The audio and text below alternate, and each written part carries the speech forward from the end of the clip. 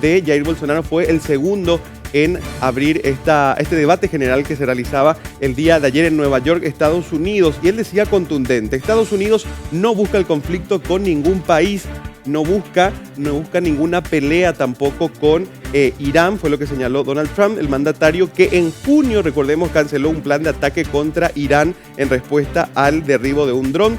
Y él decía: cualquiera puede ir a la guerra, solo los más valientes eligen la paz. Con respecto a la crisis de Venezuela, este líder republicano volvió a condenar el régimen chavista y decía: Maduro es un títere de los cubanos que se esconde de su propia gente, fue lo que señaló. También destacó que en el último año se han construido una histórica coalición de países que desconoce como presidente a Maduro, decía contundente Donald Trump. Y en este caso pasamos a la estrella del día, Jair Bolsonaro, que se estrenó como... acaparó totalmente. La prensa internacional estuvo hacia Jair Bolsonaro y él decía en uno de sus primeros puntos dentro de su discurso: Venezuela ahora padece la crueldad del socialismo. Y decía: mi país estuvo al borde del socialismo que nos llevó a la corrupción, a una recesión económica grave y a unos índices de violencia elevados. Venezuela, que era un país democrático, ahora padece la crueldad del socialismo y todo el mundo es pobre, no tiene libertad. Brasil también, recordemos, ha sufrido el impacto de la dictadura venezolana y el Foro de San Pablo sigue activo y hay que combatirlo, decía Jair Bolsonaro ante la Asamblea General de la ONU número 74 y se estrenaba, era su primera vez ante esta organización internacional. Quiero preguntarte, hablando de Bolsonaro, ¿él tocó el tema de los fuegos forestales? Sí, tocó acerca de estos incendios masivos en la Amazonia brasileña. Y él decía contundente, y creo que acá está el punto de la polémica en el discurso de Jair Bolsonaro: la Amazonia no es patrimonio de la humanidad, decía él, inclusive agregaba: no son los pulmones de la tierra. Él negó por completo, además, que la Amazonía esté siendo devastada por el fuego y también ha causado algunos países de comportarse de manera colonialista respecto a Brasil. Y él decía: en lugar de ayudarnos, algunos países se comportan de manera irrespetuosa y colonial, atacando nuestra soberanía. Todo el tiempo esa era su frase, la soberanía brasileña. Y él inclusive lo adelantaba: yo iré a defender la soberanía brasileña. Y otro punto muy importante, y lo dejé esto en último lugar, Jair Bolsonaro destacó la extradición de 3 paraguayos. O lo que pretendía hacerlo. Que recordemos también se le fue de las manos, se le escapó los paraguayos que finalmente fueron extraditados a nuestro país, refiriéndose, por supuesto, a Juan Arrón, Anuncio Martí y Víctor Colmán. El presidente de Brasil abrió el debate y tocó este tema. Él decía que desde enero pasado utilizó por primera vez la tribuna de las Naciones Unidas y en un momento dado se refirió a los refugiados políticos que fueron expulsados de su país tras perder el estatus, y destacó, sin citar sus identidades, que Juan Arrón, Anuncio Martí y Víctor Colmán fueron devueltos al Paraguay, aunque no aclaró que en realidad los mismos se fugaron y fueron al Uruguay para intentar conseguir el asilo para no enfrentar a la justicia paraguaya. ¿Te parece si escuchamos parte de su discurso? Outros 3 terroristas paraguaios e chileno que viviam no Brasil como refugiados políticos também foram devolvidos aos seus respectivos países. Terroristas, sob disfarce de perseguidos políticos, não mais encontrarão refúgio no Brasil. Eduardo, te tengo que decir algo.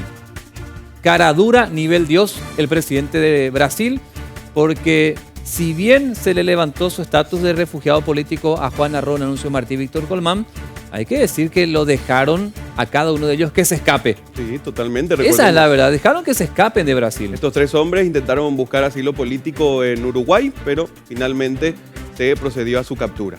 Bueno, y lo otro es que de todos modos posiciona para que en Uruguay, en todo caso, no le concedan, porque le da entidad en un discurso tan importante ante la Asamblea de la ONU que toque ese tema. Por lo tanto, levanta también la oreja de Uruguay de lo que se vaya a resolver en los próximos días. Quisiera pasar a otro tema. Siempre me imagino en lo que hace a la ONU. Habló Macri también, ¿verdad? Macri sí habló, y eso lo vamos a dar detalles en las mañaneras y también al mediodía, pero en este caso otro tema que está afligiendo a Argentina, el tema de los piqueteros, cierre de calles, mientras Mauricio Macri hace una visita fugaz a Nueva York. Esto está ocurriendo en su país. Varios gremios se unen y cierran accesos a Buenos Aires nuevamente. Estamos hablando de organizaciones sociales, sindicales y de desocupados.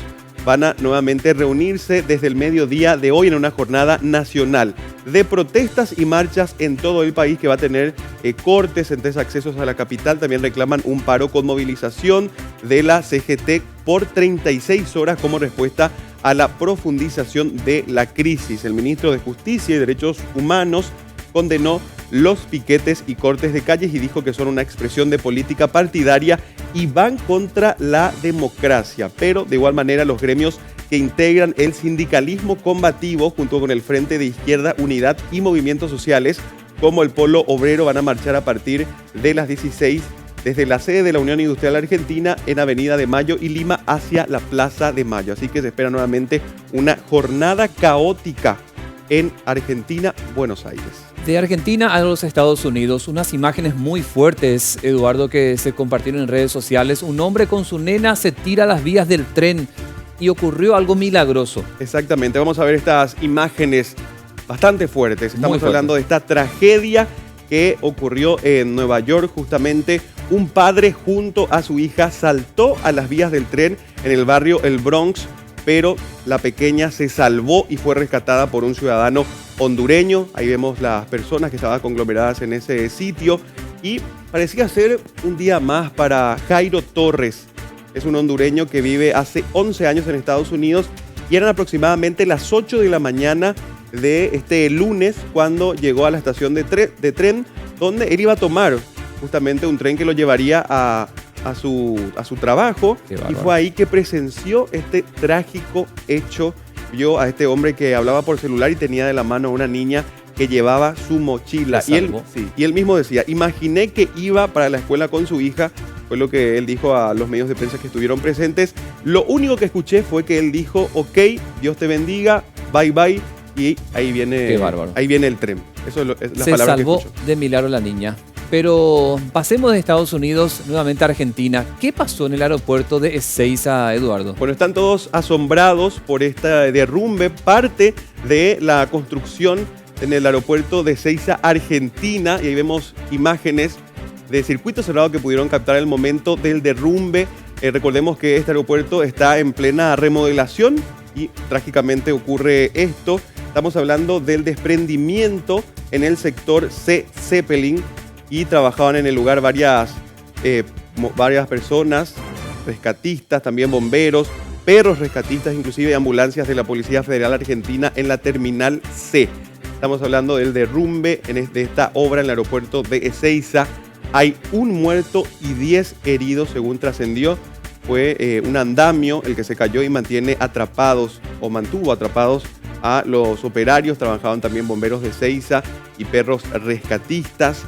En el operativo trabajan también muchas personas, funcionarios del aeropuerto, que estuvieron dando una mano para poder finalmente ayudar a estos obreros que estaban trabajando en esa zona. Terrible las imágenes que se comparten desde Ezeiza en una obra que aparentemente querían agilizarla y termina de ese modo.